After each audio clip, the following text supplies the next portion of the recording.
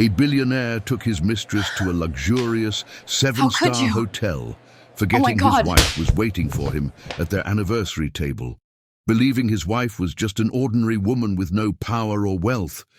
But his arrogance crumbled when he learned the truth. The hotel belonged to her. As he turned, his world shattered. There she stood, elegant, fearless, and calm like a storm before it strikes. One powerful slap across his face echoed through the golden halls, stripping him of every lie, every secret, and every ounce of pride he once had. Hi, my beautiful family. Welcome back to your own family channel, Mr. Peter Stories. May the Almighty surround you with His eternal grace and crown your days with peace no storm can steal. May your homes be filled with laughter, your tables with endless blessings, and your hearts with strength that never fades. To every woman, may your worth never be questioned, your voice never silenced, and your soul forever honored as the pillar of love and light in this world. To every man, may wisdom, respect, and compassion guide your every step. I pray that miracles follow your journey, that your health blossoms, and that your families remain wrapped in harmony and love. May every tear turn into testimony and every trial into triumph. Remember, my heart and prayers are with you forever, with pure love and gratitude. If your heart is true, like the video, if your love is real, write, I am with Mr. Peter. The rain had stopped just minutes before Terry Walters stepped onto the platform, leaving the air thick with that peculiar smell of wet concrete and new beginnings. She carried a single leather bag, worn at the edges but expensive in a way only certain eyes could recognize. Her coat was simple, black, unremarkable. But her shoes, Italian, handcrafted, worth more than most people's monthly rent, those told a different story to anyone paying attention. Nobody was paying attention. That was how Terry preferred it. Invisible in plain sight, powerful in silence, hidden behind the ordinary facade she'd perfected over years of practice. She'd spent the morning in meetings where men twice her age called her suggestions interesting, while implementing them as their own ideas. She'd signed documents that would change skylines and approve budgets that could feed small countries. And now she was taking a train, not because she couldn't afford first-class flights, but because sometimes the woman who owned half the sky needed to remember what ground felt like. The train to Washington hummed on the tracks like a sleeping giant preparing to wake. Terry found her seat in the first-class cabin, settled by the window, and pulled out a book she had no intention of reading. She just needed something to hold, something to make her look occupied, unavailable, uninterested in conversation. The book was poetry, old, well-loved, the kind that fell open to pages she'd returned to. So often the spine had memorized the shape of her need. She stared at the words without reading them, her mind already in Washington, already rehearsing the speech she'd give at the conference, already armoring herself for another day of being everything and nothing at once. Is this seat taken? The voice arrived before she could build her walls higher. Deep, warm, with a hint of Boston buried in the vowels. Terry glanced up and found herself looking into the kind of face that belonged in old movies. Strong jaw, easy smile, eyes that crinkled at the corners like they'd spent a lifetime finding reasons to be happy.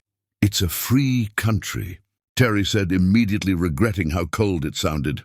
The man laughed anyway, a genuine sound that filled the empty spaces between them. Fair enough. I'll take that as a yes. He settled into the seat across from her, all relaxed confidence and rumpled charm. His suit was off the rack but well-fitted. His watch was modest, and his hands looked like they knew what real work felt like. Gary, he said, extending one of those hands across the small table between them. Gary Culper. Terry hesitated for a heartbeat, then took his hand. His grip was firm, honest, the kind of handshake her grandfather taught her to respect. Terry Walters. Nice to meet you, Terry Walters. He smiled wider, settling back into his seat as the train began its slow glide out of the station. So what takes you to Washington? Business or pleasure? Does anyone actually go to Washington for pleasure? She replied, allowing herself the smallest smile. Fair point. Gary pulled out a thermos from his bag, unscrewed the top, and the rich smell of good coffee filled their little corner of the world. "Want some? I made too much this morning, and I hate waste." Everything in Terry's careful, controlled life told her to say no, to put her earbuds in, open her book, create the fortress of solitude she'd perfected over the years. But something in the way he offered, no ulterior motive, no calculation, just simple human kindness, made her nod. "Sure, thank you."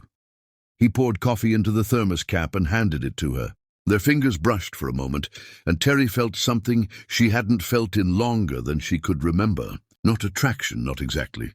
More like recognition. Like her soul had been waiting in a train station for years, and finally, something familiar had arrived.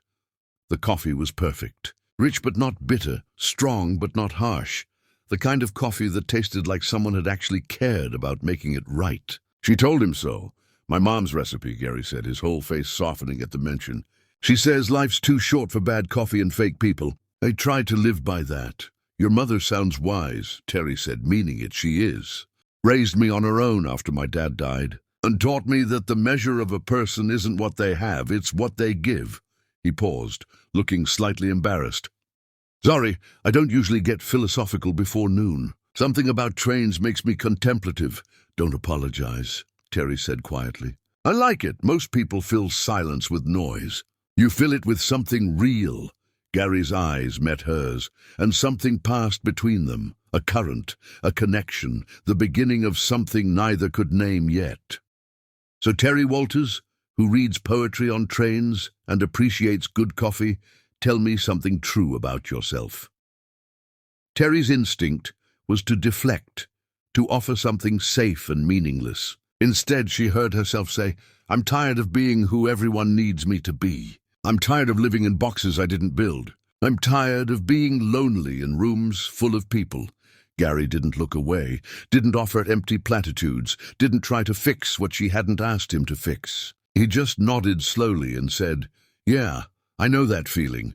For the next hour, they talked about nothing and everything. Gary told her about his childhood in Boston, about the mother who raised him alone after his father died, about the neighborhood where everybody knew everybody and doors stayed unlocked. He talked about his work, consulting, helping people find the right properties, building something solid and meaningful one client at a time. He didn't brag, didn't inflate, didn't perform. He just talked like a man who knew who he was and didn't need to be anyone else.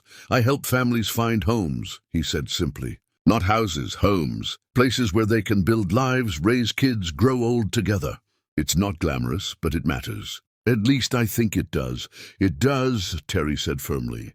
"Creating spaces where people can be safe, be themselves, be loved. That's everything that matters."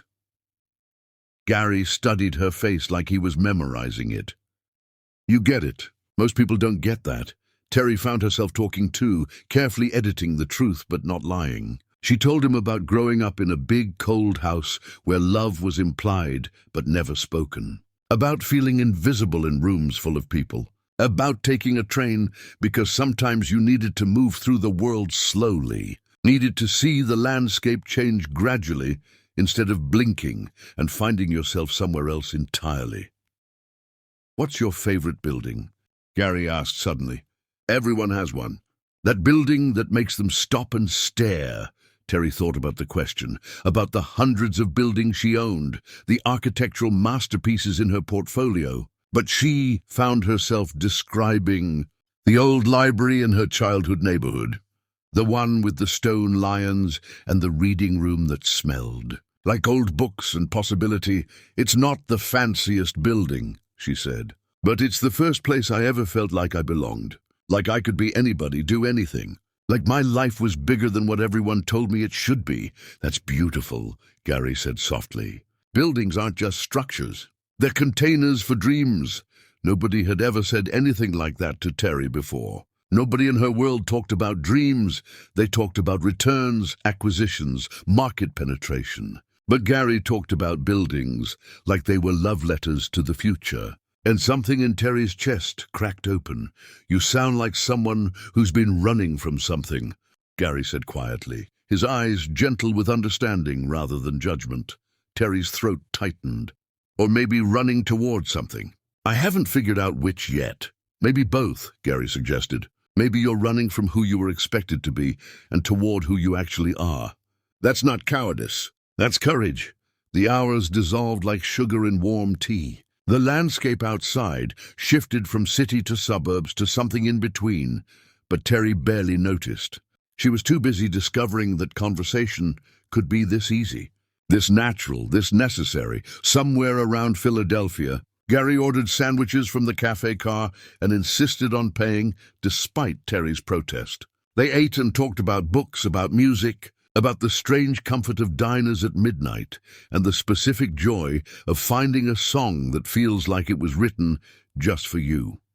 I was engaged once, Gary said suddenly, staring out the window at the blurred landscape.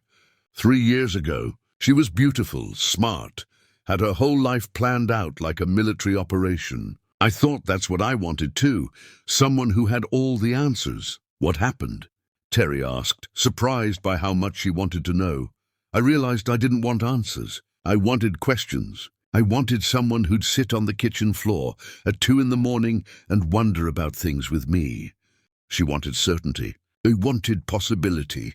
He turned back to Terry, and something in his eyes made her heart beat faster. Took me a long time to understand I wasn't looking for perfect. I was looking for real. Real is harder than perfect, Terry said quietly. Perfect you can control. Real is terrifying. Exactly. Gary leaned forward, elbows on the table. Have you ever met someone and felt like you'd known them forever? Like your soul recognized them before your brain caught up? Terry's breath caught. Yes, I'm feeling it right now. The admission hung between them, honest and raw and impossibly vulnerable. Gary reached across the table and covered her hand with his, not possessive, not presumptuous, just connected. Me too, he said simply. They talked until the light outside shifted from afternoon gold to evening amber. They talked about childhood dreams and adult disappointments, about the gap between who we are supposed to be and who we actually are, about loneliness and longing and the specific ache of living in a world that doesn't quite fit. What do you want, Terry? Gary asked as the train neared Washington. If you could have anything, be anything, what would it be? Terry looked at this stranger who felt like home. This man who'd somehow seen past every wall she'd built and told him the truth. I want to be known, really known, not for what I can do or what I have, but for who I am when all the armor comes off. I want someone to see me, all of me, and stay anyway. Then I hope you find that, Gary said softly. You deserve that. The train began slowing as Washington approached. Terry felt panic rise in her chest. This strange, unexpected connection was about to end. And she'd go back to being the woman nobody knew, the woman hiding behind walls of her own construction. Gary must have felt it too, because he reached across the table, his hand palm up, waiting. I know this is crazy. We just met. You probably think I'm some kind of lunatic, but can I have your number? Can I take you to dinner when you're back in New York? Can I see you again? Terry looked at his open hand, at the hope in his eyes, at this man who talked about his mother and bad coffee and wanting something real. Every instinct she'd honed over the years screamed at her to protect herself, to stay hidden, to keep the world at arm's length. She pulled a pen from her bag and wrote her private number on his palm, the ink bleeding slightly into the lines of his skin. Not her office number, not her assistant's line. Her actual number, the one almost nobody had, the one that connected directly to her without filters or intermediaries. Call me, she said softly. Please call me. Gary's smile could have lit the entire eastern seaboard. I will. I promise. Tomorrow. I'll call you tomorrow. Not tomorrow, Terry said, surprising herself. Tonight. Call me tonight. I want to hear your voice when I'm alone and remembering this conversation and wondering if I imagined how good it felt. Gary's eyes widened and something vulnerable crossed his face. You didn't imagine it. This is real. Whatever this is, it's real. When the train stopped and they gathered their things, they stood on the platform for a long moment. neither wanting to be the first to leave. Finally, Gary pulled her into a hug, brief but warm, the kind of embrace that felt like coming home. "Until tonight," he whispered against her hair. "Until tonight," Terry echoed. She walked away, feeling like she'd left something crucial behind. Or maybe like she'd finally found something she didn't know she'd been searching for. She glanced back once and found Gary still standing there, watching her. His hand raised in a wave that looked like a promise. Terry raised her hand back, and then she turned the corner and he was gone. But not really gone. Because that night, true to his word, Gary called. And they talked until dawn about everything and nothing, building a connection that felt inevitable and impossible and absolutely necessary. She didn't know that the man whose voice filled her lonely hotel room would become her husband. She didn't know that she'd love him more than she'd ever loved anything. She didn't know that he would break her so completely, that she'd have to destroy him just to survive. She just knew that for the first time in her carefully controlled life, she wanted to take a risk. She wanted to let someone in. She wanted to believe that maybe, just maybe, she could be loved for who she actually was, not for what she owned. Not for what she could give, but for the woman behind the walls who was tired of being invisible. And for a little while, she would believe it. For a little while, it would even be true. Chapter 2. Love is the only inheritance that doesn't need a signature. Gary called the next evening, his voice nervous in a way that made Terry smile despite herself. He asked if she liked Italian food. She said yes, though she could have said anything and it wouldn't have mattered. What mattered was the way he listened, really listened. Like every word she spoke was worth remembering. Their first date was at a small restaurant in Brooklyn, the kind of place with checkered tablecloths and wine, served in water glasses. Gary arrived early, his hair still damp from the shower, wearing a button-down shirt that he'd clearly ironed himself, missing a spot near the collar. Terry found it endearing, this small evidence of effort, of care. "You look beautiful," he said when she arrived. And the way he said it, like he was stating a fact rather than offering a compliment, made her believe him. They ordered too much food and ate too little of it, too busy talking to remember to chew. Gary told her about the apartment building he was trying to save from demolition, how it housed families who'd lived there for generations, how he was working with the community to find solutions. His passion was evident in every gesture, every word. He cared about people, about legacy, about doing things the right way, even when the wrong way was easier. Terry told him about her love of old architecture, about walking through the city late at night when the buildings revealed their true faces. She didn't tell him she owned several of those buildings. She didn't tell him that her family name was carved into the foundations of half the city's landmarks. She just talked about the beauty of spaces built to last, of craftsmanship that valued permanence over profit. "You see things different than most people," Gary said, reaching across the table to tuck a strand of hair behind her ear. "Like you're reading a book everyone else is just looking at the cover of." When dinner ended, neither wanted the night to finish. They walked through Brooklyn, hands finding each other like magnets, talking about everything and nothing. Gary stopped suddenly under a streetlight and pulled her close. "I know this is fast," he said, his forehead touching hers. "But I feel like I've been waiting my whole life to find you." Terry's breath caught.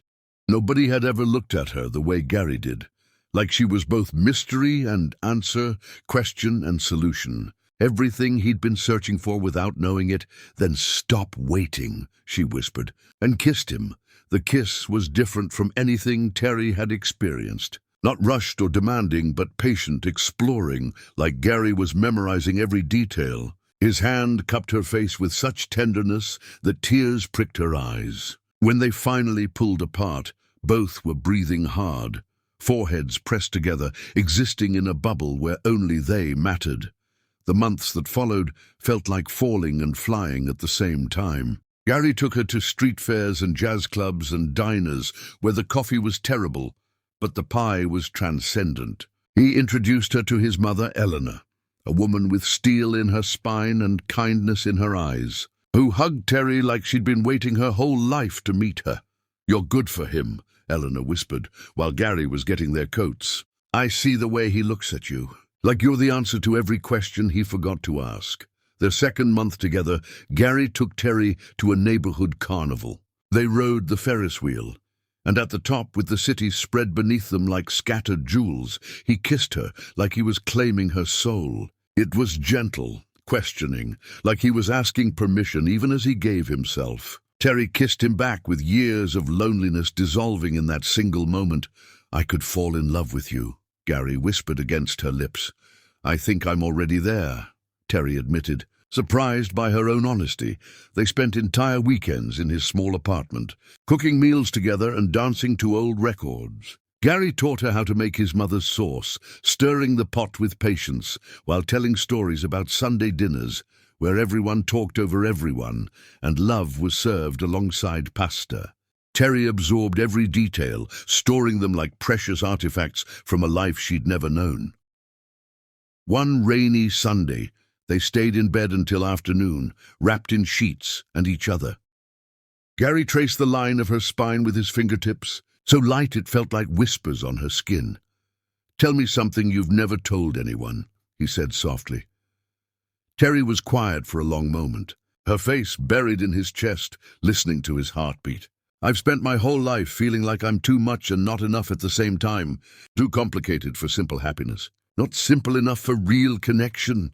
Gary tilted her chin up, forcing her to meet his eyes. "You're not too much. You're not too little. You're exactly right. For me, you're exactly right." She believed him. God help her, she believed every word. They made love slowly that afternoon, with rain drumming against the windows and the world reduced to just their breathing. Their touching, their complete surrender to each other. Gary worshipped her body like it was holy, kissed every inch of her skin like he was memorizing a map he never wanted to forget. Terry had been with men before, but never like this. Never with someone who saw her, really saw her, even if he didn't see everything. Afterward, lying tangled together, Gary whispered into her hair, "I love you. I know it's too soon to say it, but I do. I love you, Terry Walters." Terry felt something crack open in her chest, something that had been locked tight for years. "I love you too. So much it scares me." "Don't be scared," Gary said, pulling her closer. "I'm not going anywhere." "I promise." She started keeping clothes at his place, leaving little pieces of herself in his space. A toothbrush, a favorite sweater, the book she was reading. Gary noticed each addition with quiet joy, never pushing for more, but clearly treasuring every sign that she was becoming part of his world. He left notes for her, tucked in her coat pocket, slipped into her book, waiting on the bathroom mirror. Simple things. "You make my coffee taste better. I love the way you sing in the shower. Thank you for choosing me." Terry saved every single one, hiding them in a box she kept in her actual penthouse, proof that this was real. That someone loved the version of herself she'd chosen to show him. Terry met Gary's friends, a loud, loving group of people who teased him mercilessly and welcomed her without reservation. She laughed more in those months than she had in years, maybe ever. She felt light, unburdened, free from the weight of expectations that had pressed on her shoulders since childhood. One crisp autumn evening, they walked across the Brooklyn Bridge at sunset. The city glowed around them, and Gary stopped midway, pulling Terry against the railing. "Look at that," he said, gesturing to the skyline. "Isn't it beautiful?" Terry looked at the buildings she owned, the empire she'd built, seeing it through his eyes, not as assets or investments, but as art, as human achievement, as beauty. "It's perfect," she said. "Not as perfect as you." Gary turned her to face him, his hands framing her face. "I want to give you everything, Terry. I know I'm not rich. I know I can't buy you the world, but I can give you me, all of me. Every morning, every night, every moment in between. That's all I want," Terry said, and meant it with her whole heart. "Just you. Just this." They stood there as the sun set, kissing like teenagers, oblivious to the tourists taking photos around them. In that moment, Terry felt more herself than she'd ever felt. Loved not for her name or her wealth or her power, but for who she was when she let her guard down. One evening, lying in Gary's arms after making love, He traced patterns on her shoulder and asked, "What are you thinking about?" "That I've never been this happy," Terry said truthfully. "That I didn't know I could feel this safe with another person." "You are safe," Gary promised, kissing her temple. "Always. With me, you're always safe." She believed him then, wanted desperately to keep believing him. On their 5th month together, Gary surprised her with a weekend getaway to a small cabin upstate. No plans, no schedule, just them and the woods in silence. They spent the days hiking and the nights making love by the fireplace, talking about dreams and fears and futures. "If you could have anything," Gary asked one night, firelight dancing across his face, "what would it be?" Terry almost laughed. She had everything already, money, power, influence. But she looked at Gary, at this good man who loved her without knowing the full truth, and said, "This, exactly this. Someone who sees me and stays."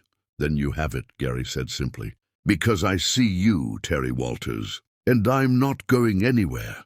The tragedy of it all was that he meant it. In that moment, Gary genuinely believed he'd spend forever with her. He genuinely believed love was enough. He genuinely believed the woman he held was the complete picture, not a carefully edited version designed to protect both of them. Terry held him tighter, memorizing the feel of his heartbeat against hers, storing this moment like treasure against the inevitable day when everything would fall apart. She just didn't know it would be him who'd do the destroying. She didn't introduce him to her family. Her mother lived abroad, cold and distant as always. Her father had passed when she was young, leaving her an empire she never wanted and a legacy she couldn't escape.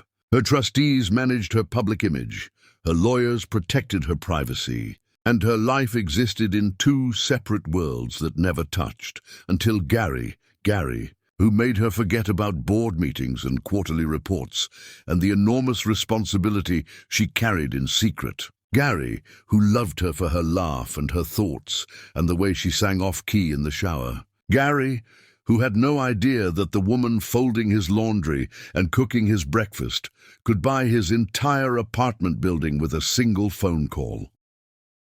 The proposal came on a bridge at sunset, the city glowing behind them like a promise. Gary got down on one knee with a ring that was modest and perfect and chosen with such obvious care that Terry's eyes filled with tears before he even spoke.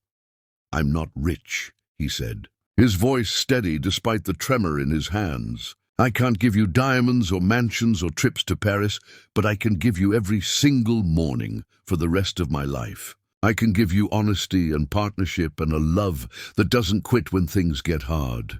Terry Walters, will you marry me?" She pulled him to his feet and kissed him like she was trying to memorize the taste of this moment. Yes, God, yes.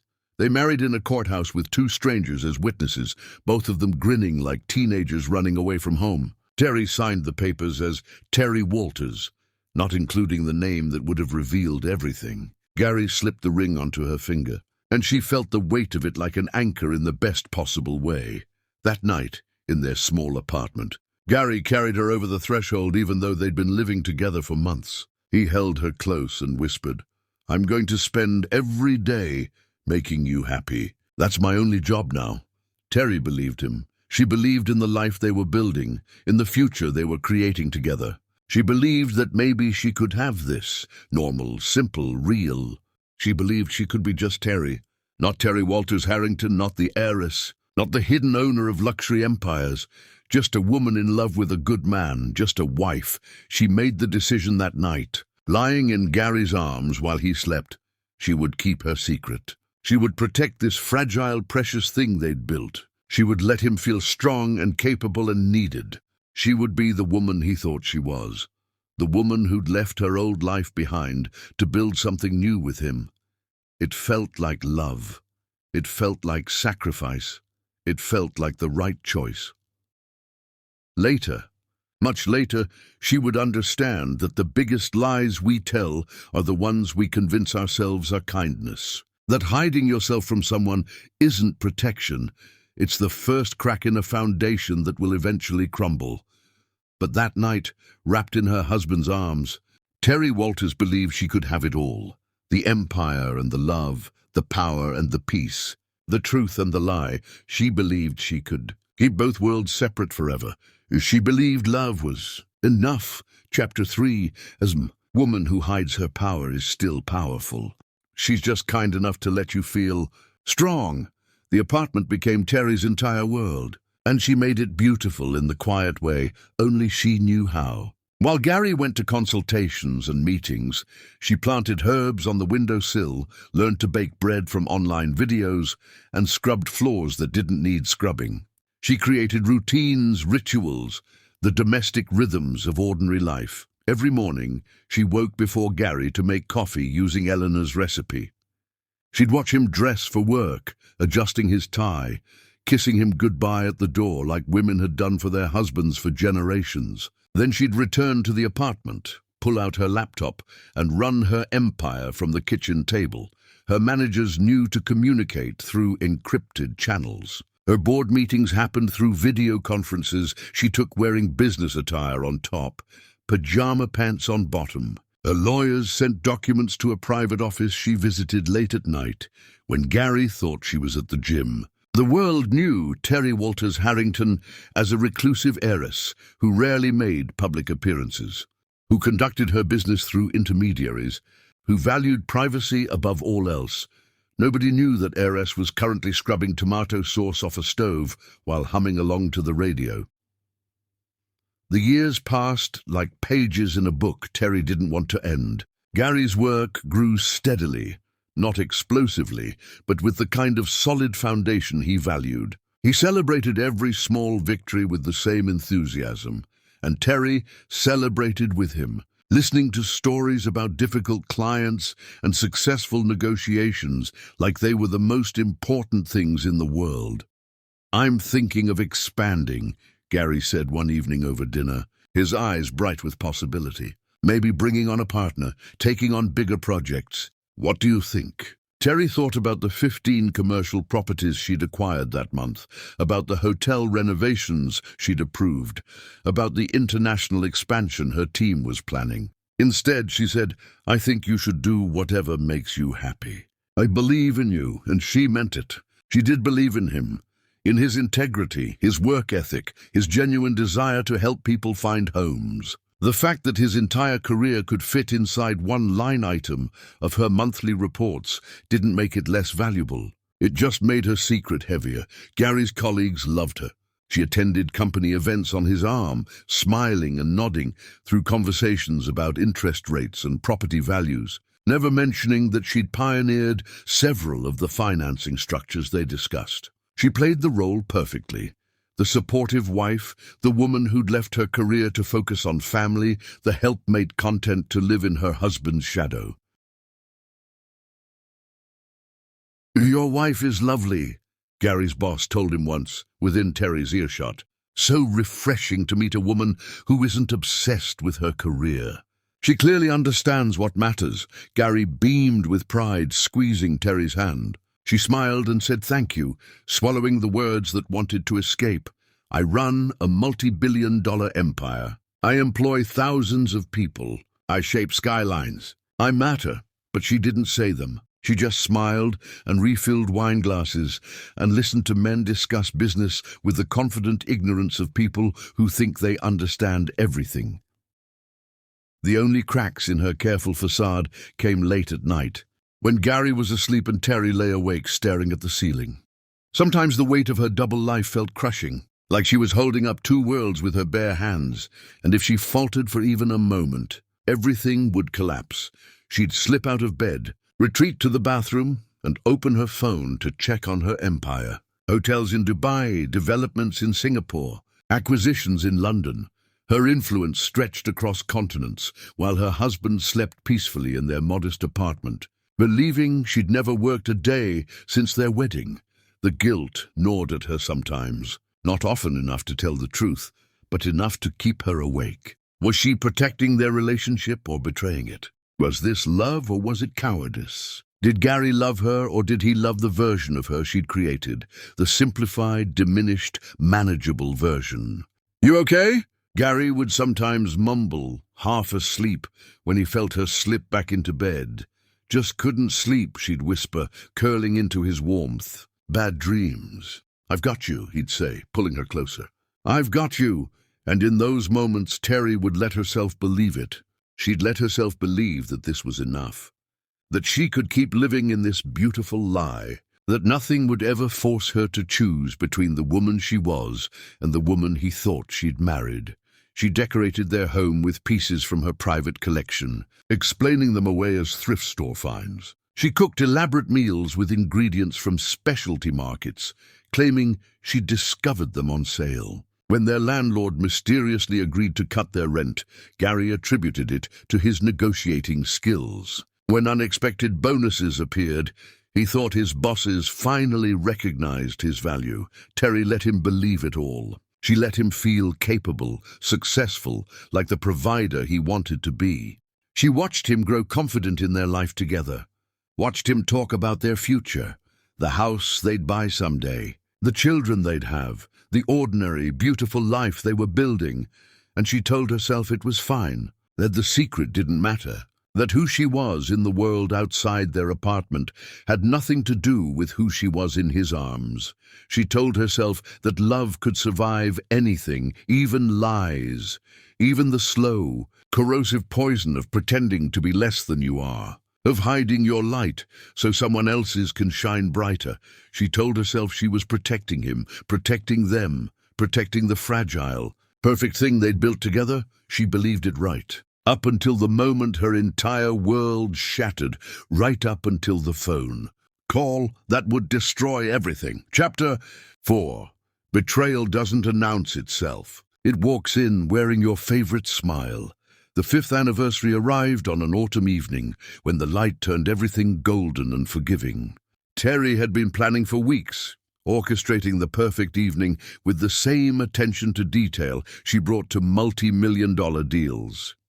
She'd taken the afternoon to prepare Gary's favorite meal, braised short ribs that had been simmering since morning, roasted vegetables with herbs from their windowsill, and the chocolate cake his mother used to make for his birthday.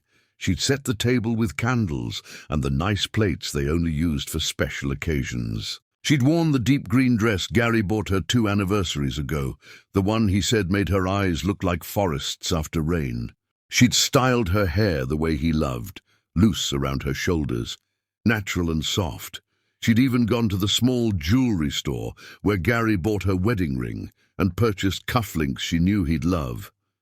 Simple, elegant, engraved with the coordinates of the spot on the train where they first met. The box sat wrapped on his plate, a surprise she'd been excited to give him. Everything was perfect. Everything was ready. She was lighting the last candle when her phone buzzed on the counter. She almost ignored it, had trained herself to ignore it during their personal time together. But something made her glance at the screen. An email from Dominic Laurent, her general manager at the Harrington Grand, her flagship property, her crown jewel. The subject line read, "Urgent, discretion required." Terry's stomach dropped before she even opened it. Dominic had worked for her family for decades. He never contacted her personal phone unless something catastrophic had happened. She clicked the email with hands that suddenly didn't feel like her own. "Madam, I apologize profusely for disturbing you this evening, but circumstances require immediate notification.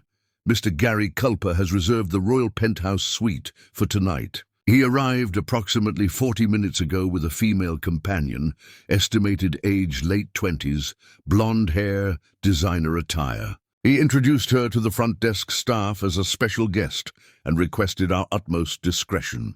The reservation is under his name with a credit card we have on file from a previous business event. Shall I proceed with standard service protocols, or do you require alternative arrangements?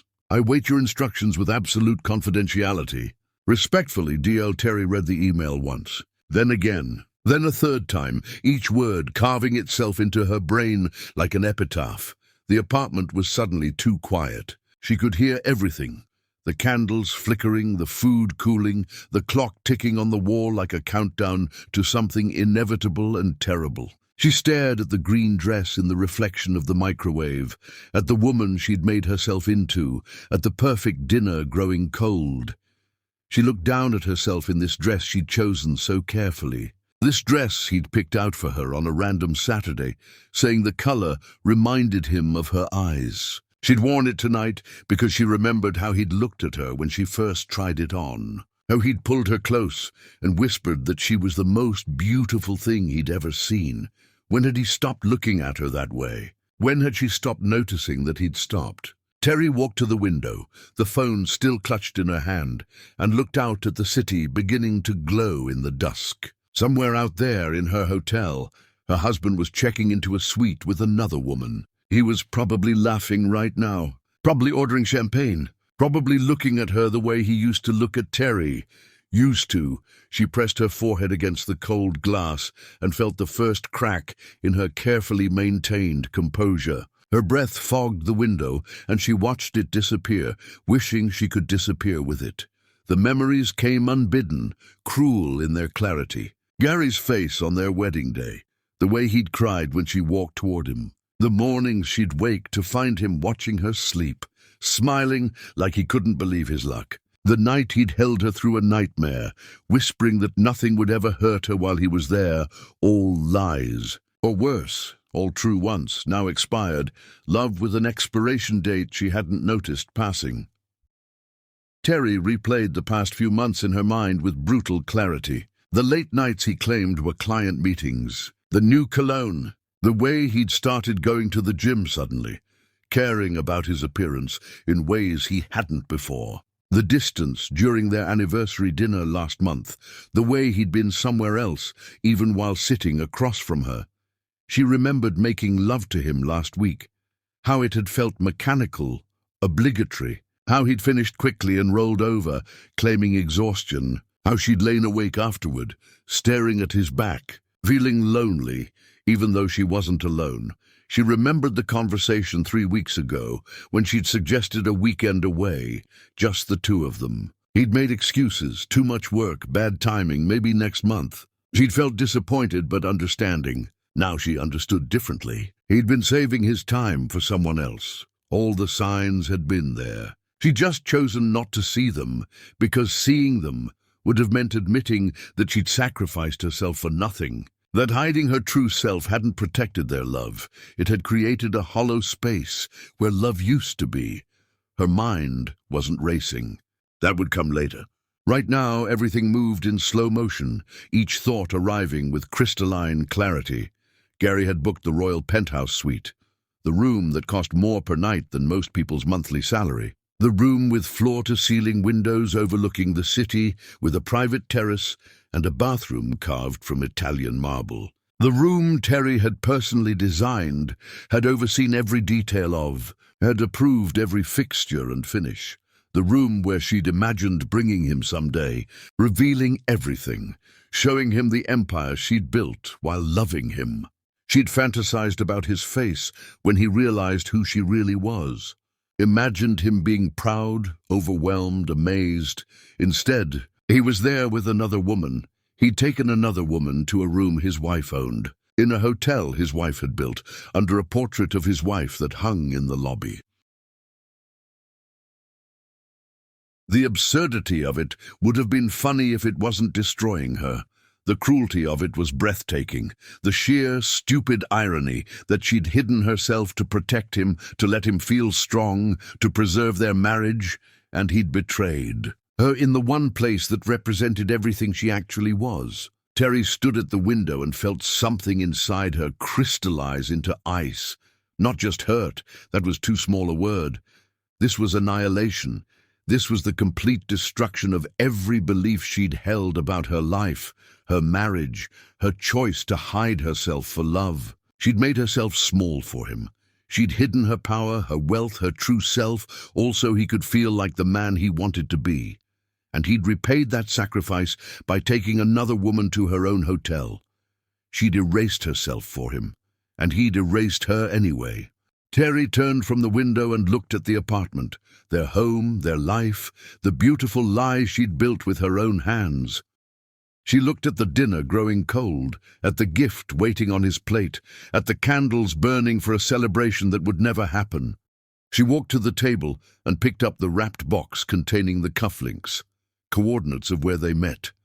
She opened it, looked at them glinting in the candlelight, and felt something savage rise in her throat. She'd spent hours choosing them, had them specially made, had been so excited to see his face when he opened them. Terry closed the box and put it in her pocket. Not for him, never for him again. For her, as evidence of who she'd been before tonight. The woman who still believed. The fool who thought love was enough. The phone was still in her hand. She looked down at it, at Dominic's email waiting for her response, at the decision point between pretending she didn't know and facing what she knew would destroy her. Terry had built an empire on making hard decisions, on seeing situations clearly and acting decisively, on never letting emotion cloud judgment.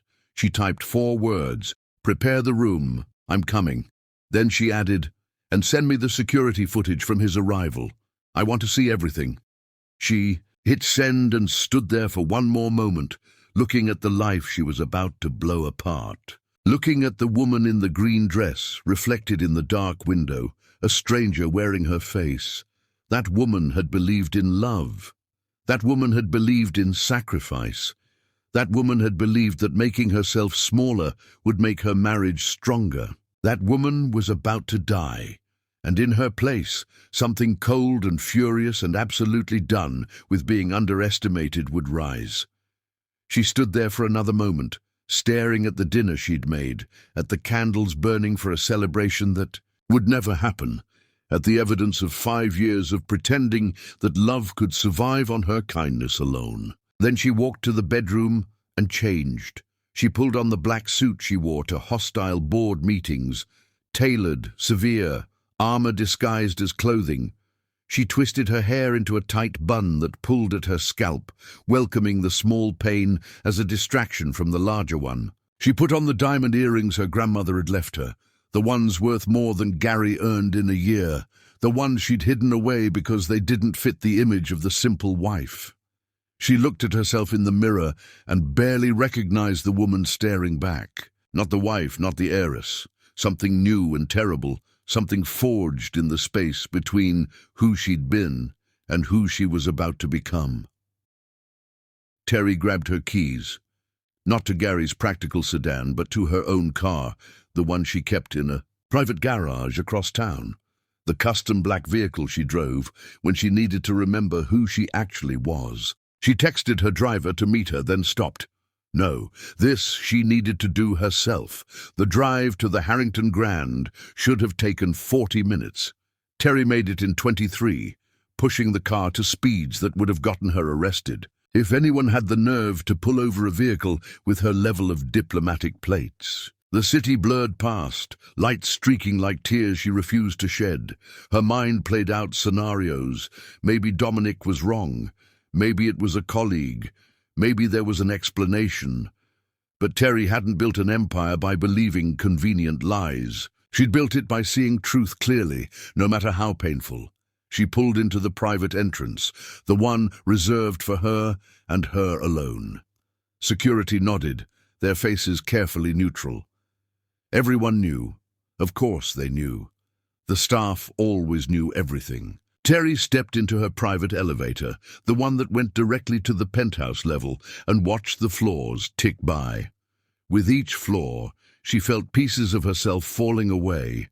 The softness, the hope, the naive woman who'd believed that hiding herself was the same as protecting her marriage. The elevator doors opened onto the penthouse corridor. Thick carpet absorbed the sound of her footsteps. Soft lighting created an atmosphere of luxury and discretion. At the end of the hall, the door to the royal penthouse suite stood closed, guarding whatever was happening inside. Terry didn't approach it, not yet. Instead, she took the stairs down one level to the mezzanine, to the spot where she could see the lobby below, where she could see the portrait of herself hanging behind the reception desk, backlit and unmissable.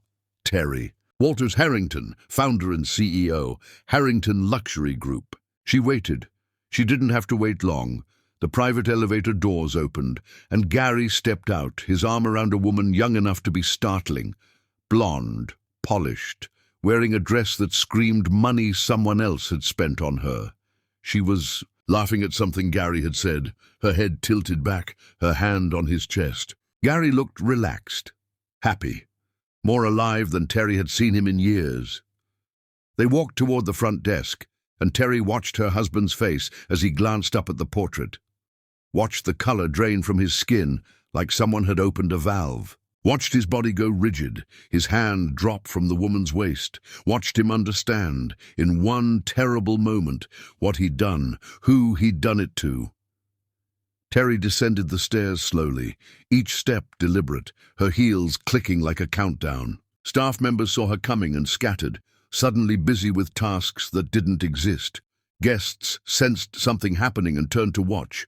Gary spun around, and their eyes met across the lobby. Terry saw everything in his face, the shock, the fear, the desperate scramble for an explanation that would make this okay. She saw the exact moment he realized there was no explanation, no words, no way out. She crossed the lobby floor, her stride measured and lethal. The blonde woman had finally noticed something was wrong, was looking between Gary and Terry with growing confusion. Terry stopped 3 feet from her husband, close enough to see the sweat breaking out on his forehead, close enough to smell another woman's perfume on his clothes, close enough to watch his world end. "Terry," he started, his voice cracking. "Terry, I can—" She slapped him so hard the sound echoed through 3 floors of the hotel. Guests gasped. Staff froze. The blonde woman stumbled backward. "You didn't cheat on a wife," Terry said, her voice low and lethal, carrying through the sudden silence. "You destroyed the woman who loved you more than you ever deserved." Gary's hand went to his face, but his eyes stayed on hers. "Please, just let me—" "Let you what?" Terry cut him off. "Explain? Apologize? Tell me it didn't mean anything?" She laughed, a sound with no humor in it. "Do you have any idea where you are? Do you understand what you've done?" "Terry, please!" "Look up," she commanded, pointing at her portrait. "Look at it. Read it. Say it out loud." Gary's eyes went to the portrait, to the text beneath it. His mouth opened, closed, opened again. "Say it," Terry repeated, steel in every syllable. "Terry Walters Harrington," he whispered. "Founder and CEO." Louder. "Terry Walters Harrington, founder and CEO, Harrington Luxury Group." "That's right." Terry stepped closer, and Gary flinched. "Good. You brought your mistress to my hotel, to the suite I designed, in the building I own. You used money you have because I made sure you had opportunities. You built a career I quietly supported. And you repaid me by bringing another woman to my property." The blonde was crying now, scrambling for the exit. Terry didn't even look at her. "How long?" Terry asked. "Terry, please don't—" "How long, Gary?" "6 months," he whispered. 6 months. Half a year of lies, of coming home and kissing her with the same mouth, of letting her cook for him and care for him and love him while he was doing this. Terry turned to the security team waiting at attention. "Remove him, both of them, permanently. Ban them from every property in the Harrington portfolio. All of them, worldwide." "Terry, wait!"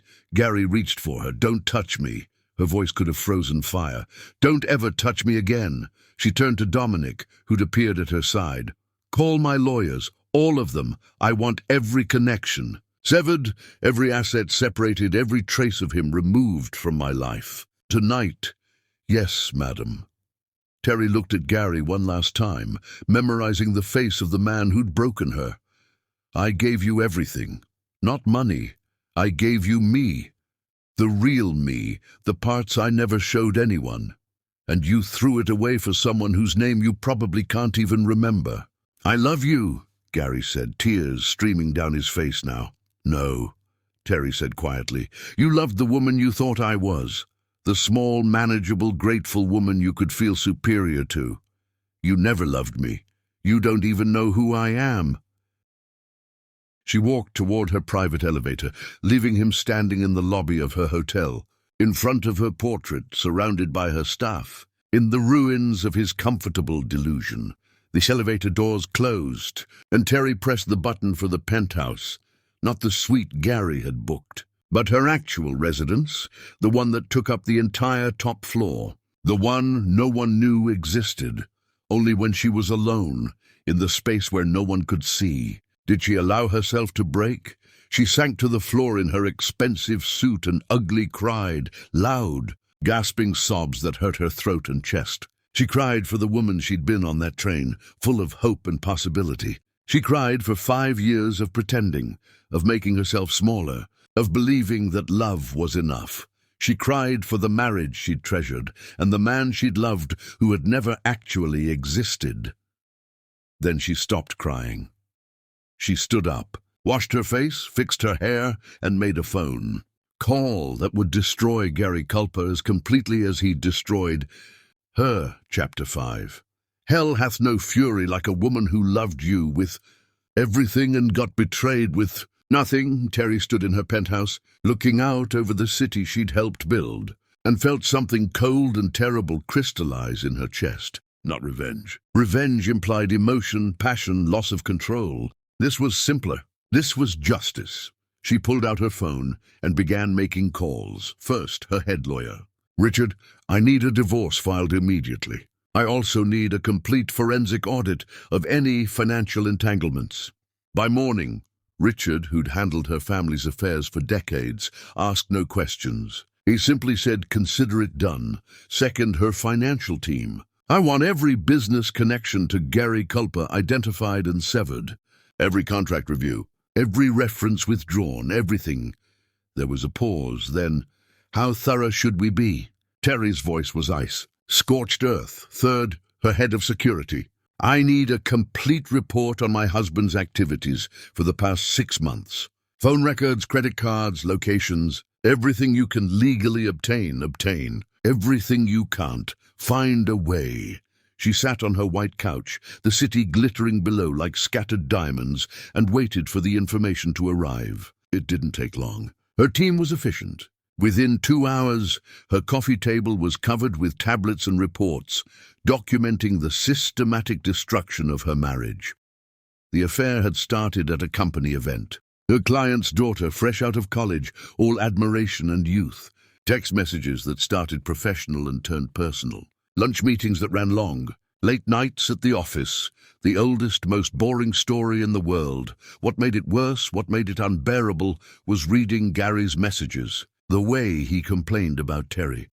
She's content with so little. She has no ambition. Sometimes I feel like I'm living with a ghost, not a wife. She's sweet, but there's nothing exciting about her anymore. Terry read every word, let each one cut deeper, storing the pain somewhere cold inside her, where it could harden into something useful. The mistress had been impressed by Gary's success, by his confident talk about expansion and opportunity. She didn't know that his biggest deals came through connections Terry had quietly arranged. She didn't know that the car he drove was a gift Terry had disguised as a bonus. She didn't know that the man she thought was rising was really just standing on someone else's shoulders. Neither did Gary, apparently.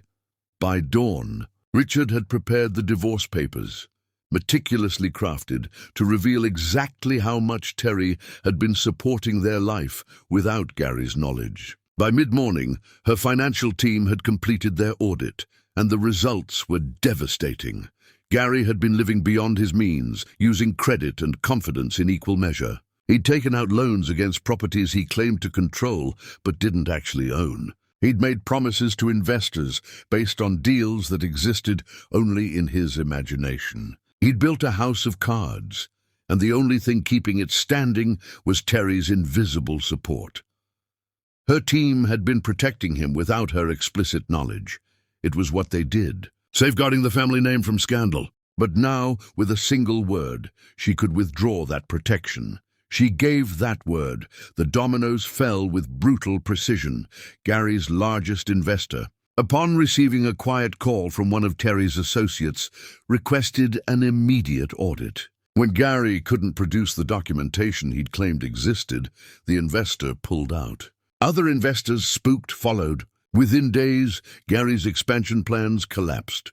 His credit cards, which had been subtly backed by Terry's financial guarantees, suddenly hit their actual limits.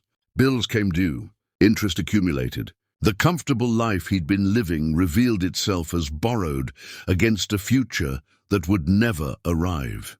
His biggest contracts were reviewed for compliance and mysteriously discovered to have issues. Not fraud. Terry was too careful for that. Just problems. Enough problems that clients decided to go in different directions. His professional references, when contacted, gave careful, non-committal responses that said everything by saying nothing. Through it all, Terry did nothing illegal. She simply stopped protecting him, stopped smoothing paths, stopped making opportunities appear. She removed her invisible hand from his life and watched him fall. The blonde disappeared first. When Gary's credit cards stopped working and the fancy dinners ended, her interest evaporated like morning mist. She blocked his number and moved on to the next opportunity. Gary called Terry 17 times the first day. She answered none of them. He showed up at their apartment to find the locks changed and his belongings in storage. He went to his mother's, who'd heard everything and could barely look at him. Within 3 weeks, Gary was drowning. The loans he'd taken were due. The investors he'd promised returns were demanding their money. The life he'd built on confidence and charm had no foundation once people started asking for proof.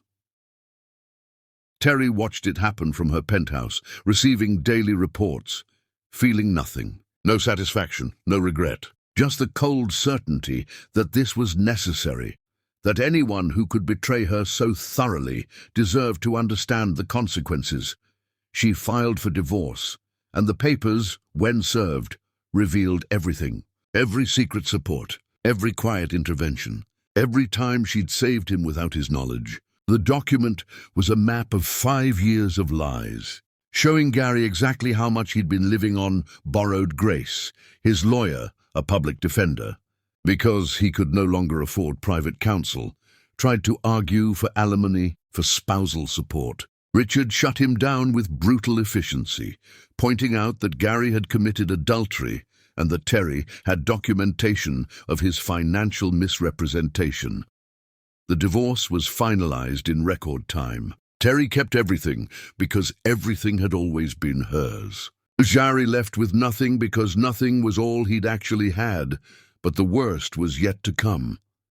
The forensic audit revealed something Terry hadn't known.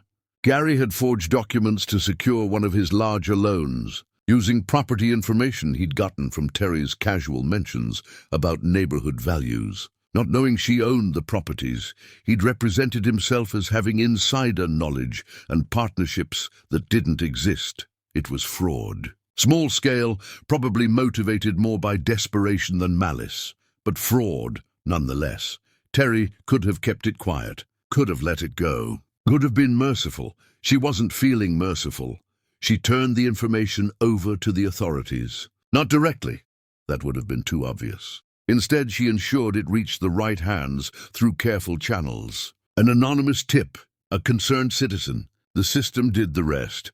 Gary was arrested at his mother's house on a Tuesday afternoon. Eleanor called Terry, begging her to help, to do something to save her son. He made his choices, Terry said quietly. Now he lives with them. You loved him once, Eleanor sobbed. The woman I met loved him. That woman is dead, Terry replied and hung up. The trial was quick. Gary pleaded guilty, hoping for leniency. The judge, seeing a pattern of deception and financial irresponsibility, sentenced him to 2 years in minimum security.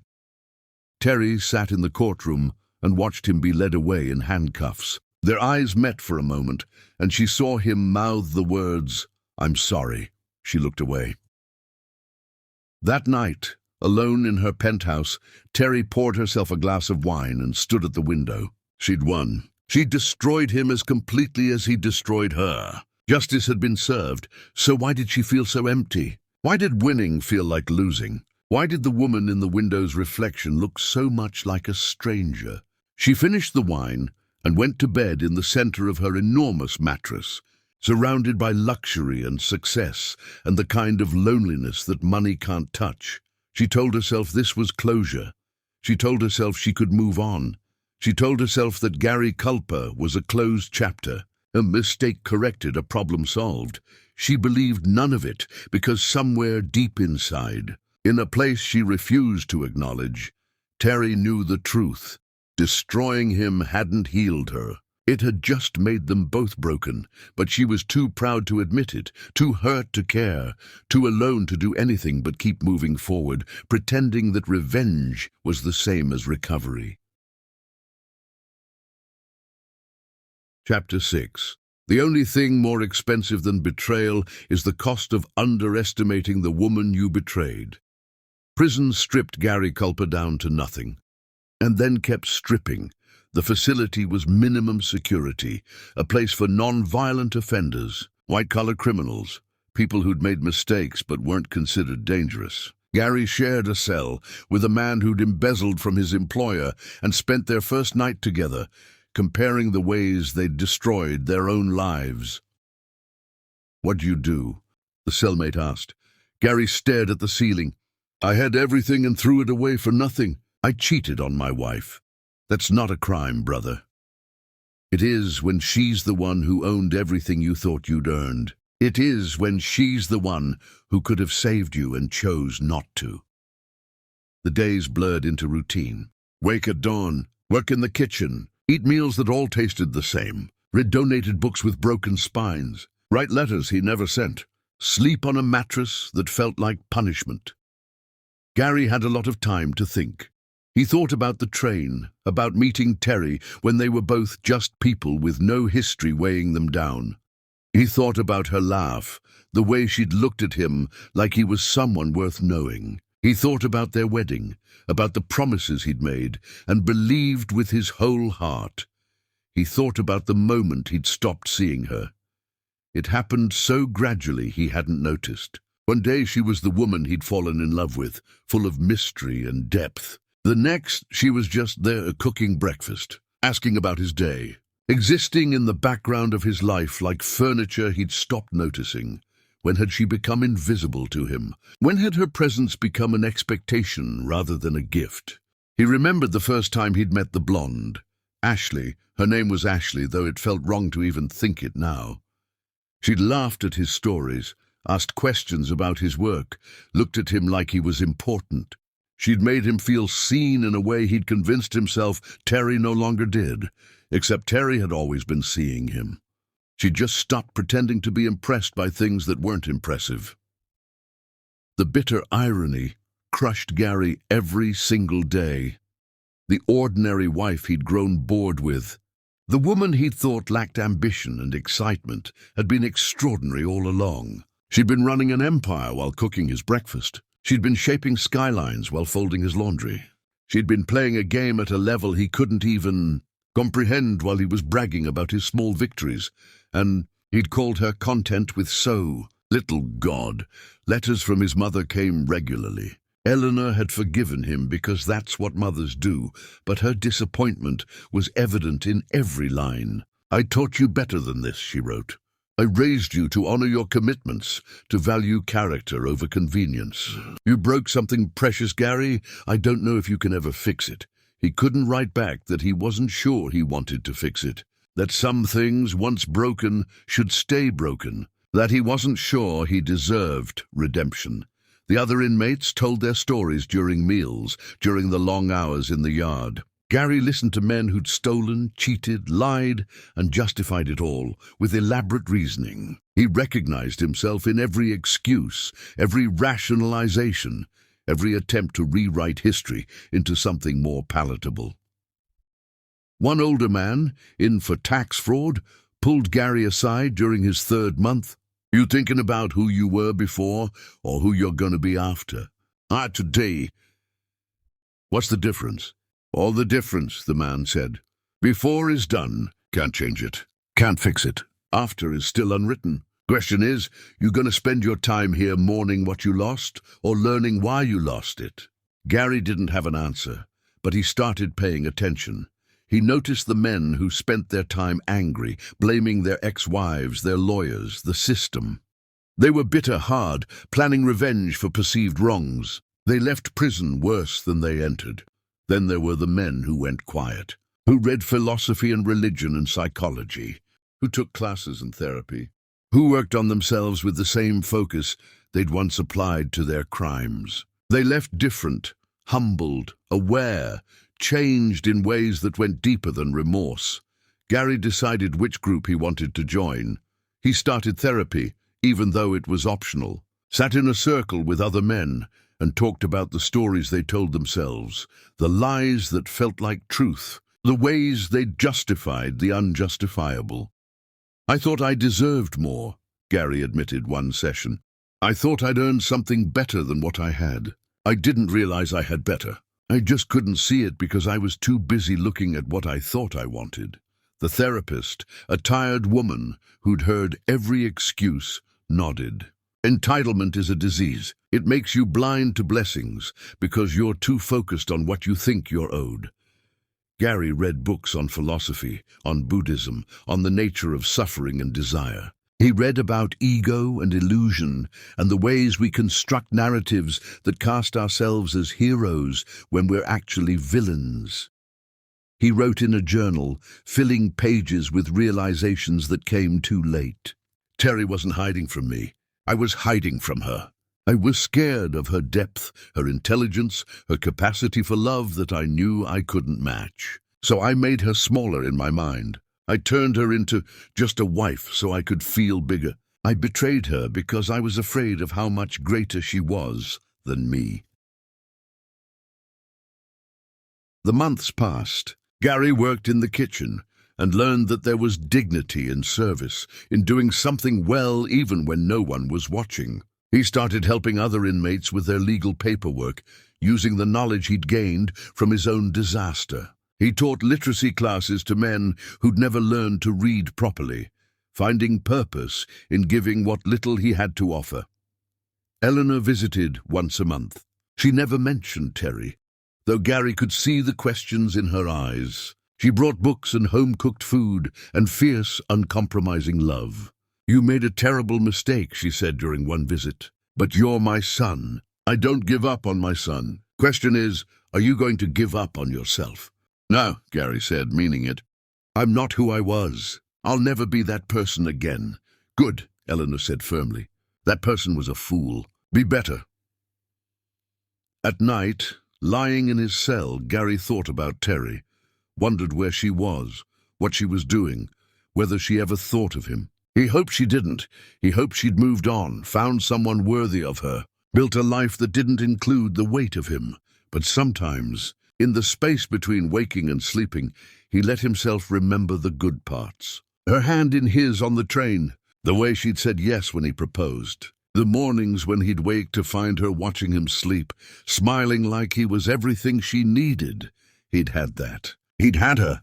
He'd had a love most people spend their whole lives searching for, and he'd traded it for an illusion. The worst part was knowing that even if she could forgive him, and he knew she never would, never should, he couldn't forgive himself. Some mistakes don't get do-overs. Some betrayals don't get second chances. Some love, once destroyed, stays dead. Gary accepted that, made peace with it, decided that his job now wasn't to win her back. He'd lost that right forever, but to become someone who would never make that mistake again, even if she never knew, even if it changed nothing, even if he spent the rest of his life alone, carrying the weight of what he'd done. It was the only way forward, the only path to something that might eventually resemble redemption. Chapter 7. Rock bottom is where you finally meet the man you actually are. Gary walked out of prison on a Tuesday morning carrying a plastic bag with his belongings and the name of a halfway house. His mother waited at the gates, older than he remembered, her hair more grey, her face marked by worry that he'd put there. They hugged in silence. What was there to say? She drove him to a studio apartment in a building that had seen better decades. The charitable organization that helped former inmates had arranged it. Subsidized rent, basic furniture, a chance to rebuild. It was a far cry from the apartment he'd shared with Terry, but Gary felt grateful for it anyway. Grateful to have anything at all. "It's a start," Eleanor said, setting groceries on the counter. You'll make it work. Mom, I'm sorry. For everything. For embarrassing you, for... Stop! Eleanor turned to face him, and her eyes were wet. I don't need more apologies. I need to see you become the man I raised you to be. The one who got lost somewhere. Can you do that? I don't know, Gary said honestly. But I'm going to try. She kissed his forehead like he was a child again, and left him to his new life. The first weeks were brutal. Gary found work washing dishes at a diner, the kind of place where the coffee was cheap and the customers were cheaper. His manager was a woman who'd given chances to dozens of ex-convicts and believed in hard work more than second-guessing. I don't care what you did, she said on his first day. I care about what you do here. Show up on time, work hard, treat people with respect. That's all I ask. Gary showed up on time, worked hard, treated everyone with respect. He scrubbed pots until his hands cracked. He mopped floors until they gleamed. He took out trash and cleaned grease traps and did all the invisible work that kept the restaurant running. He didn't complain, didn't make excuses, didn't act like the work was beneath him, because nothing was beneath him anymore. He'd learned that the hard way.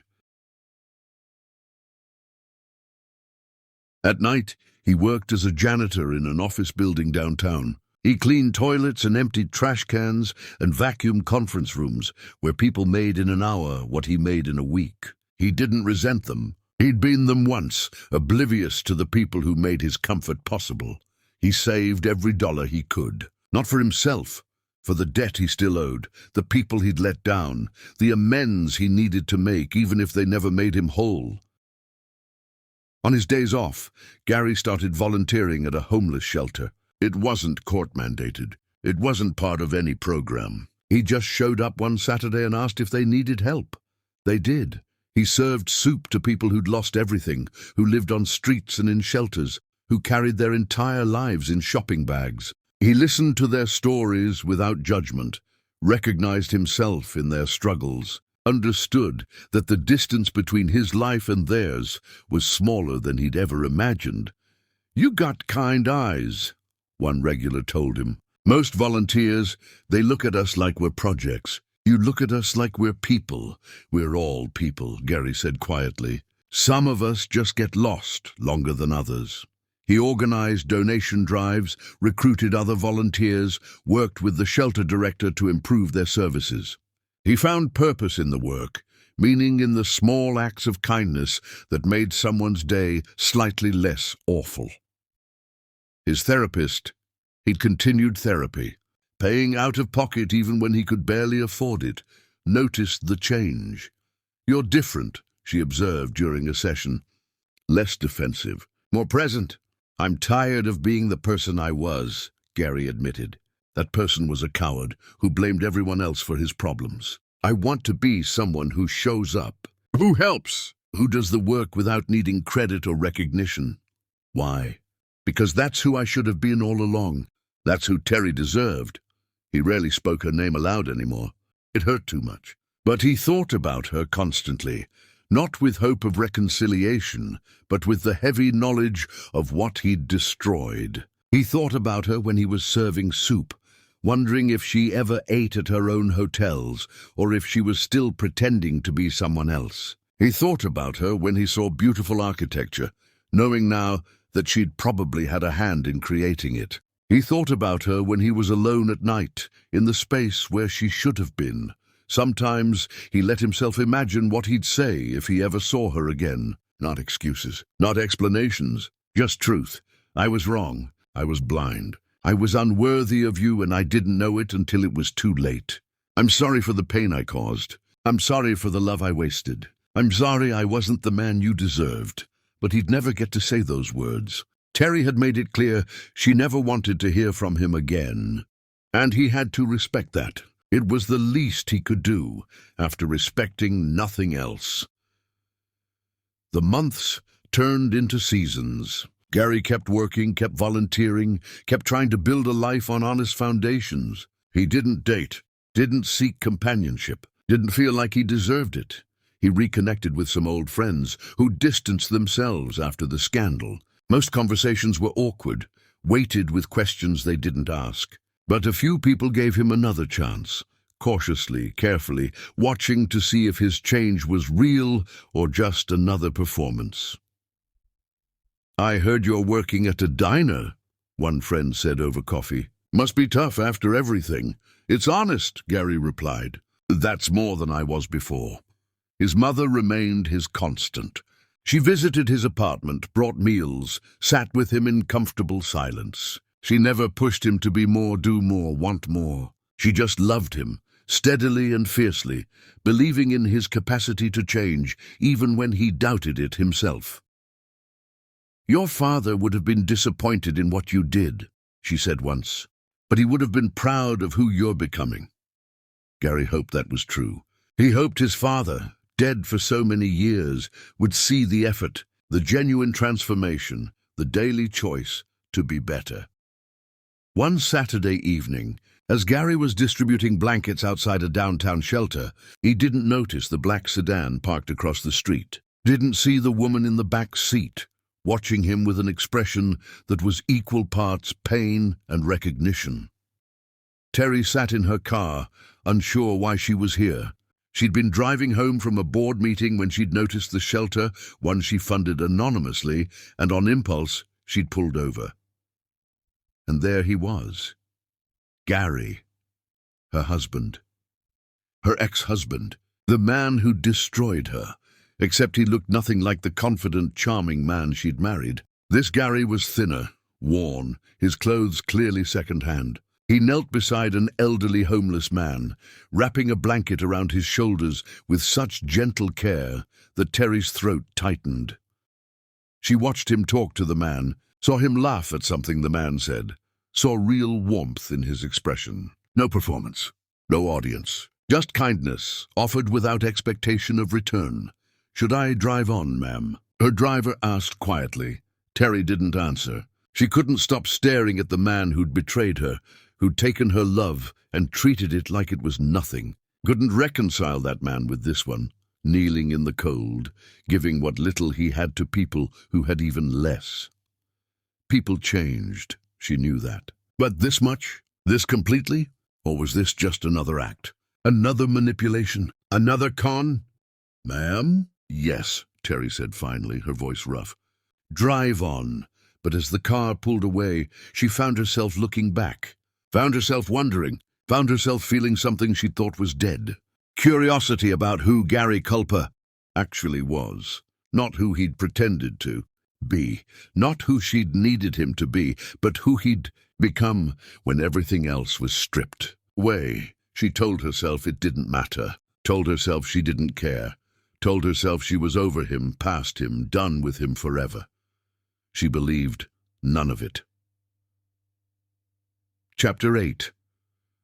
Redemption isn't given. It's earned in silence, one choice at a time.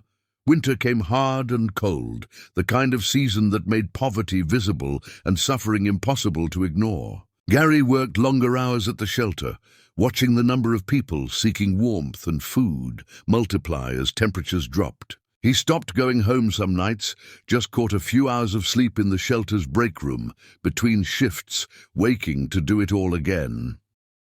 "You're going to burn out," the shelter director warned. "Even good intentions need rest." "I'm fine," Gary lied, though the exhaustion had settled into his bones like a permanent weight. He wasn't fine. He was tired in ways sleep couldn't touch. But stopping felt like giving up, and he'd given up enough for one lifetime. One particularly bitter evening, Gary was organizing donated winter coats when he noticed a woman sorting through them with meticulous care. Something about her was familiar, the way she moved, the quiet authority in her presence. He looked closer and froze. It wasn't Terry, but it was her assistant, someone he'd seen around their apartment a handful of times.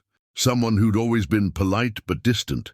She noticed him noticing her and walked over with an expression that gave nothing away. "Mr. Culper." "I'm just Gary now," he said. "Can I help you find something?" I'm here on behalf of a donor," she said carefully. "We're providing additional winter supplies to this shelter and several others. I'm just verifying distribution." "That's good of your donor," Gary said. "We need all the help we can get." She studied him with eyes that had seen too much to be easily fooled. "You work here?" "Volunteer. I also work 2 jobs, but I try to be here when I can." "I see." A pause, weighted with questions she didn't ask. "Your ex-wife funds this shelter. Did you know that?" Gary felt like he'd been punched. "No, I didn't. She funds 17 shelters in the city, anonymously. Has for years, apparently." The assistant's expression softened slightly. "She never stopped doing good, even after everything."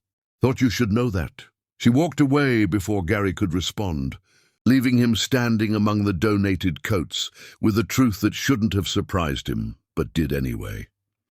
Of course, Terry funded shelters. Of course, she helped people without recognition or fanfare. That was who she'd always been, generous in ways the world never saw, giving in silence, making differences that didn't come with press releases. He'd known that woman once, loved her, lost her through his own stupidity. Gary finished his shift in a daze, his mind replaying memories he'd tried to bury. Terry bringing coffee to homeless people during their early dates, never making a show of it. Terry donating old clothes and insisting they were just taking up space. Terry stopping to help a lost child find their parents. Staying until the situation was resolved, even though it made them late for dinner. She'd been showing him who she was all along. He'd just been too self-absorbed to see it. That night, Gary wrote her a letter, not begging for forgiveness or asking for another chance. Just words that needed to be said, even if she never read them. "Dear Terry, I don't expect you to read this. I don't expect anything from you ever again. I just need to say what I've learned, even if the learning came too late. You were never ordinary. You were never small. You were extraordinary in every possible way, and I was too insecure to handle it. I made you smaller in my mind, because I couldn't stand being less significant than my own wife. I betrayed you not because you lacked anything, but because I lacked everything that mattered. Integrity, loyalty, awareness, gratitude. I learned that I volunteered at one of your shelters tonight. Of course you fund shelters. Of course you give without needing credit. That's who you are. That's who you've always been. I'm sorry I couldn't see it when it mattered. I'm sorry I took your love and destroyed it. I'm sorry I wasted the best thing that ever happened to me.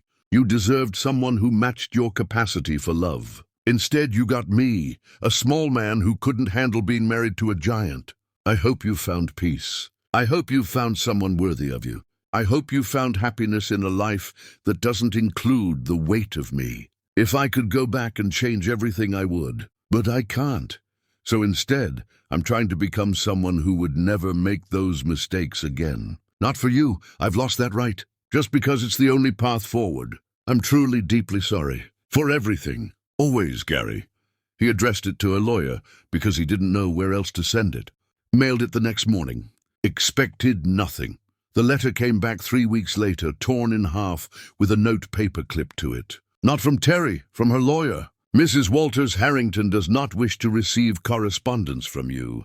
She has moved on with her life and requests that you respect her decision and do the same. Any further attempts at contact will be considered harassment."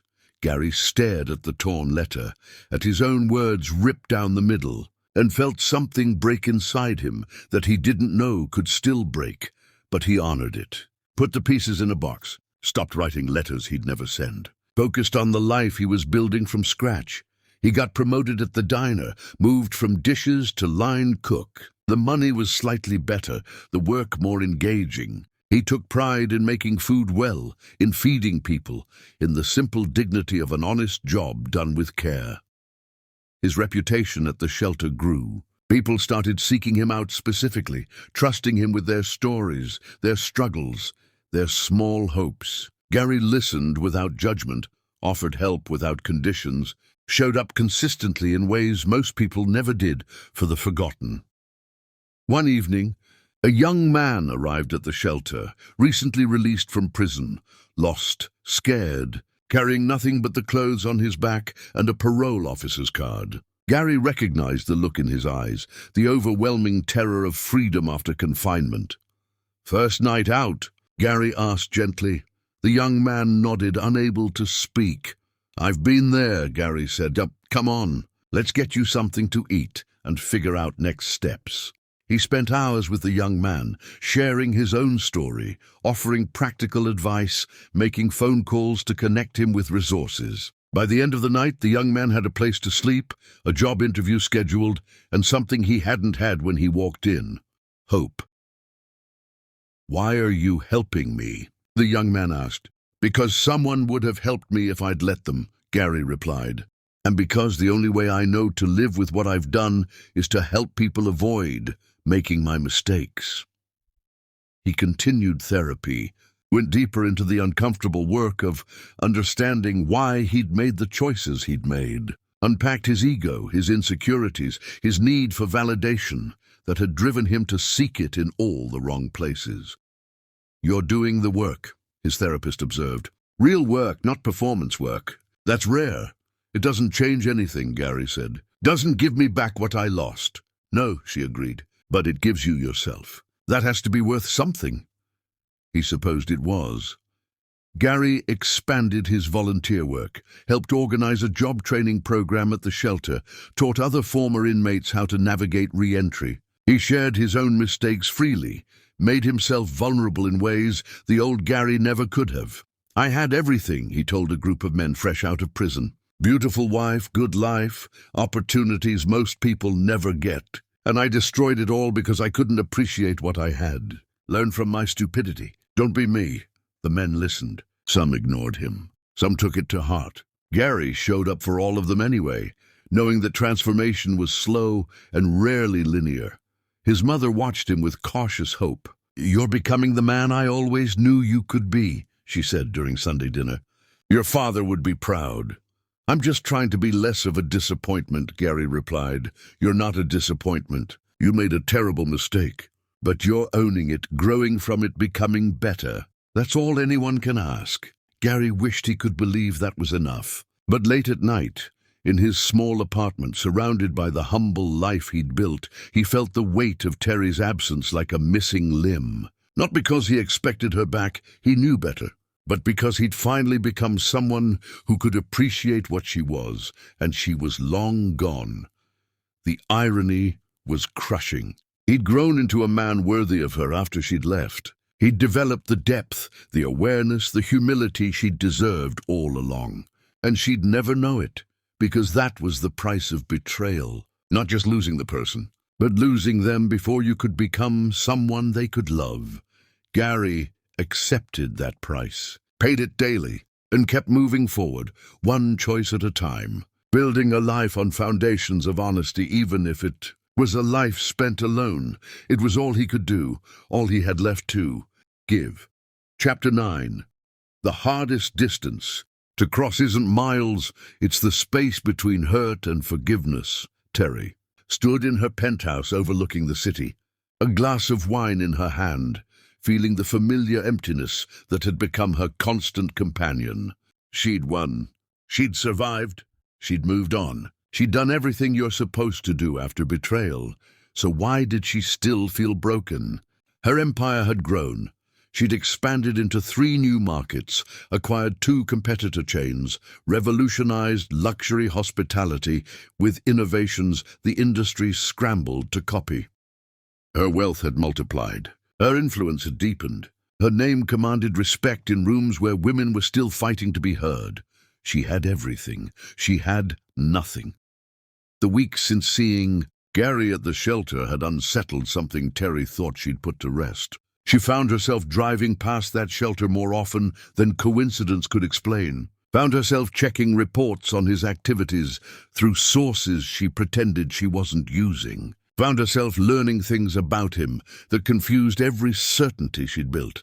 He worked 2 jobs and lived in near poverty, giving away more than he kept. He volunteered constantly, showing up for people who couldn't offer him anything in return. He'd completed therapy, continued it voluntarily, attended support groups for people working on becoming better after failure. He'd helped dozens of former inmates find employment, housing, hope. He'd changed. Fundamentally, completely, undeniably changed. Terry didn't want to care, didn't want to soften, didn't want to feel anything except the righteous anger that had sustained her through the divorce and its aftermath. But she kept seeing his face at that shelter, the gentleness in his expression as he helped someone most people would ignore. Kept thinking about the letter her lawyer had torn up and returned, wondering what it said. Kept feeling the crack in her armor widen every time she learned something new about who Gary had become. Her assistant, the one who'd verified shelter supplies, approached her carefully during a meeting. "Ma'am, I thought you should know. Mr. Culpa has been asking the shelter director if the anonymous donor would accept a thank you letter. Not to him specifically, just to acknowledge the generosity." The director explained that anonymous means no contact, and he accepted that. But he wanted the donor to know their help was changing lives.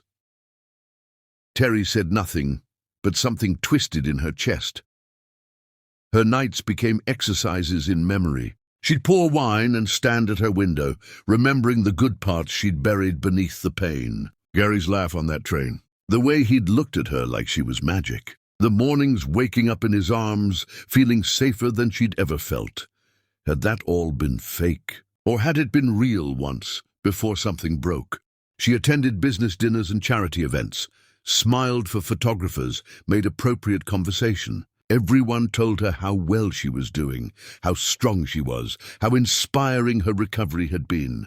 She accepted their compliments and felt like a fraud because she wasn't recovered. She was just functional. There was a difference. Terry's therapist, she'd started seeing someone after the divorce. A requirement she'd initially resented, noticed the shift in her. "You're thinking about him differently," the therapist observed. Less anger, more confusion. "I don't know what to do with the fact that he changed," Terry admitted. "It's easier when the villain stays a villain, when they confirm everything you believed about them. But he's not confirming it." "No," Terry said quietly.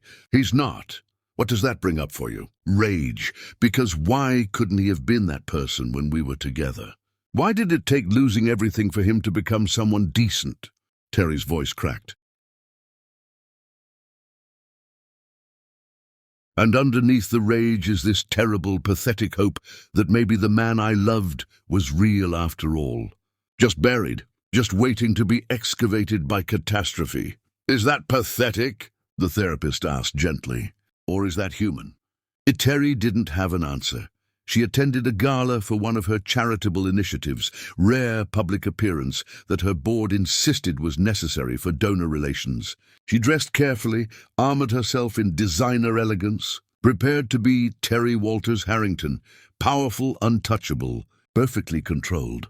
She was standing near the bar when she saw him, Gary, across the room, wearing a suit that was obviously borrowed, slightly too big in the shoulders. He was there as a representative from the shelter, accepting an award for their work with the homeless population. Their eyes met. Terry felt the world stop, felt every carefully constructed wall threaten to crumble, felt the weight of everything unsaid, unforgiven, unfinished, pressing down on her like physical force. Gary's face went through a dozen emotions in seconds: shock, pain, recognition, resignation. Then he did something that surprised her. He nodded once, a simple acknowledgement that said nothing and everything, and turned away. He didn't approach, didn't try to talk to her, didn't make a scene or create drama. He just let her be, respected her space, accepted her silent boundary.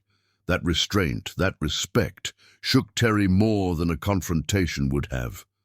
She watched him accept the award with genuine humility, watched him speak briefly about the shelter's work without making it about himself, watched him deflect credit to others with ease. This wasn't performance. This was who he'd become. Terry left early, drove home through empty streets, and found herself unable to sleep. Found herself pulling up the divorce papers, reading through them, remembering the fury that had driven every decision. Found herself wondering if destroying him had healed her or just made them both casualties of her pain. She thought about power, about how she'd used hers to demolish Gary completely, systematically, efficiently. She'd been proud of her ruthlessness, had felt justified in her destruction. But what did it say about her that she could wield that much damage? that she could watch someone suffer and feel nothing. Had Gary's betrayal turned her into someone she didn't recognize? Or had that person been there all along, just waiting for permission to emerge? Her lawyer called the next morning. "Terry, I need to tell you something. Mr. Culper wrote you a letter months ago. I tore it up and returned it, as per your instructions. But I kept a copy just in case. I'm not sure why. Maybe I thought someday you'd want to know what it said." "I don't," Terry said automatically. "Understood. But if you ever change your mind, I have it. No pressure, no judgment. Just letting you know it exists." Terry hung up, went about her day, ignored the voice in her head saying she needed to read it. She lasted 3 hours. "Send it to me," she told her lawyer. "Encrypted. Private." The letter arrived in her inbox before sunset. Terry poured herself a drink, sat on her couch, and opened it with hands that trembled despite her best efforts. She read Gary's words. Read his acknowledgement of his failures, his understanding of what he'd destroyed, his acceptance of consequences. Read his recognition of who she actually was, who she'd always been. Read his apology, not performative, not seeking forgiveness, just genuine remorse for genuine harm. She read it 3 times, tears streaming down her face, feeling the careful distance she'd maintained begin to dissolve. The letter didn't excuse what he'd done, didn't erase the betrayal, didn't make the pain less real, but it showed her something she'd needed to see, that Gary finally understood. That the man who'd betrayed her had faced his demons and come out different. That the person he'd become might actually be worth knowing, even if he could never be worth forgiving. Terry sat in her penthouse, surrounded by the trappings of success that meant nothing, and admitted something she'd been avoiding. She missed him, not the man he'd been.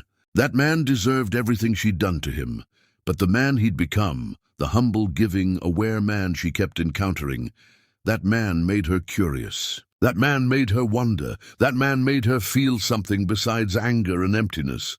She wasn't ready to forgive him, wasn't sure she'd ever be ready. But maybe she could learn to be in the same room without feeling like she was bleeding.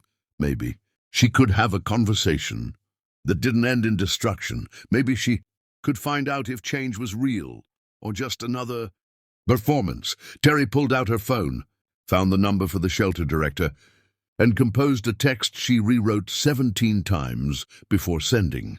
"This is Terry Walters Harrington. I'd like to visit the shelter next week if possible. Anonymously, no press, no fanfare, just a donor checking in. Let me know what day works." The response came quickly. "Of course, Ms. Harrington, we'd be honored." Wednesday afternoon, Terry confirmed, then sat back, her heart racing, wondering what the hell she was doing. Wondering if she was making the biggest mistake of her life, or if maybe, just maybe, she was finally ready to find out if healing was possible after devastation, if forgiveness could exist alongside pain, if 2 broken people could ever build something from ruins. She didn't, and no, but for the first time in years, she wanted to find out. Chapter 10. Love isn't about deserving, it's about choosing. Again and again, even when it hurts. Terry didn't go to the shelter on Wednesday. She canceled, rescheduled, canceled again. 3 times she got in her car, and 3 times she turned around before arriving. The thought of seeing Gary deliberately, of opening herself to even the possibility of conversation, terrified her in ways business negotiations never had. But the 4th time, she went through with it. She arrived at the shelter midday wearing jeans and a simple sweater. No power suit, no armor, just herself. The director greeted her warmly, gave her a tour, showed her where the funding had gone and the lives it had touched. Terry listened, nodded, took notes, acting professional while her heart hammered at the possibility of running into him. She didn't. Gary wasn't there. He had the day off, the director mentioned casually, unaware of the relief and disappointment that flooded through Terry simultaneously. She drove home, feeling foolish. What had she expected? Some grand reunion? A chance encounter that would magically heal everything? Real life didn't work that way, but the wanting didn't stop. If anything, it intensified. This hunger to understand who Gary had become, to see for herself if the change was genuine or if she was being manipulated. Again, Terry made a decision that took every ounce of courage she possessed. She drafted an unsigned note on plain paper with no identifying information. Same train, same car, same seat. "If you're ready," she had it delivered to the shelter, addressed to Gary Culper with no return address. Then she waited, not knowing if he'd come, if he'd understand, if he even wanted to see her again. Wednesday morning, Terry boarded the train to Washington, the same route they'd taken years ago when they'd been strangers full of hope. She found their old seats settled by the window and tried to breathe normally. The train began boarding. People filtered past. Terry told herself he wouldn't come, that too much had happened, that this was a mistake. Then Gary appeared at the entrance to the car. He looked different, older, worn by experience, humbled in ways that showed in his posture and eyes. He wore simple clothes, carried nothing but himself, and when he spotted her, his entire body tensed. They stared at each other across the distance of the car. Terry's throat closed. Gary's jaw worked, like he was trying to find words that didn't exist. Finally, slowly, he walked forward and slid into the seat across from her, the same seat he'd taken all those years ago when they were different people.